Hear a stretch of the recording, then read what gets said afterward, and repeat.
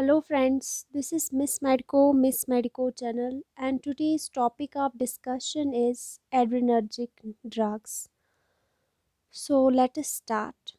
If you like my videos, please subscribe my channel, press the bell icon for further notification. So we are going to study now adrenergic drugs. If we talk of adrenergic drugs, other name for adrenergic drugs are sympathomimetic drugs. हम लोग adrenergic drugs को sympathomimetic drugs भी बोलते हैं।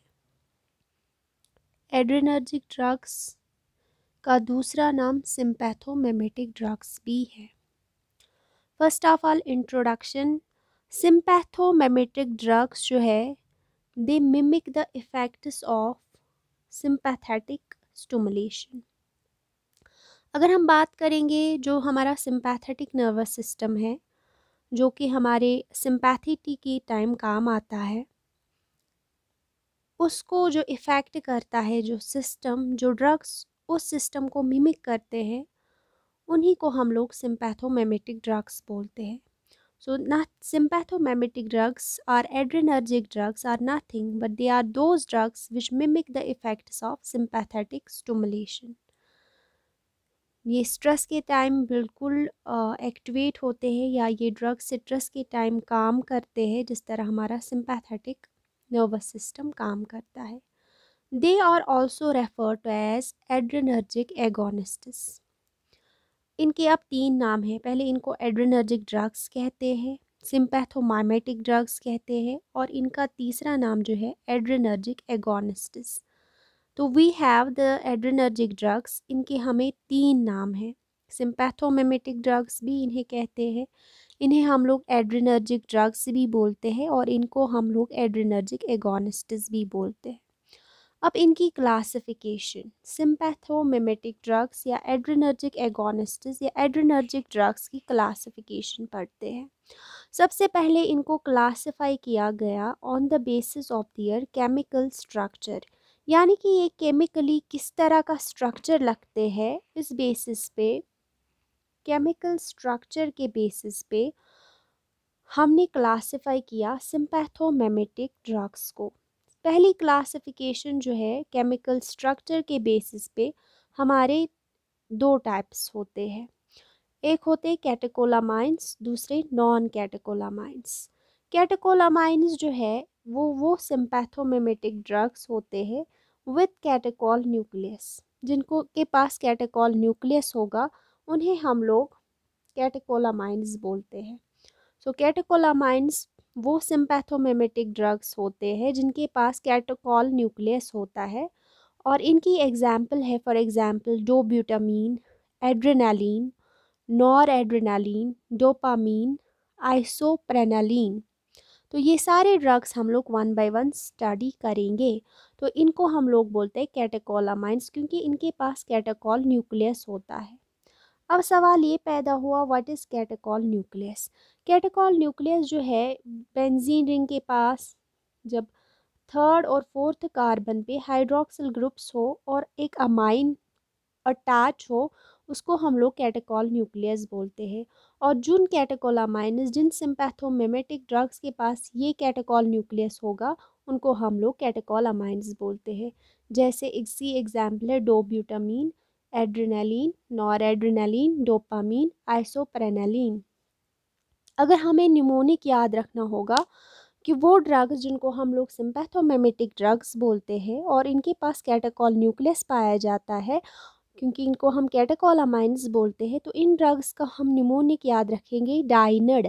डाइनड का मतलब होता है D for dopamine, I for isoprenaline, N for noradrenaline, E for adrenaline, और इसको हम एपिनेफ्रीन भी बोलते हैं, यहाँ पे एपिनेफ्रीन कंसिडर कीजिए, और डी फॉर डोब्यूटामीन।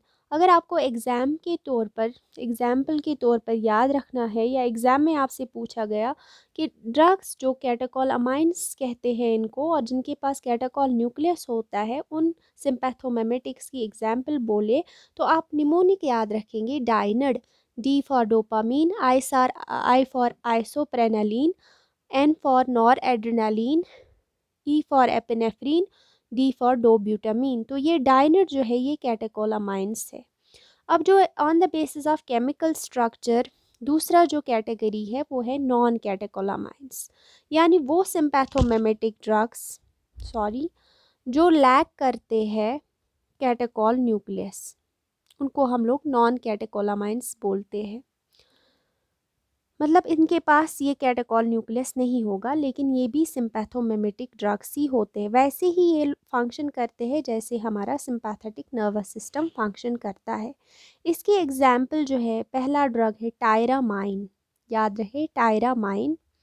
दूसरा जो ड्रग है इनमें है एपहेड्राइन। तीसरा है एम्फेटामाइन। चौथा है फिनाइल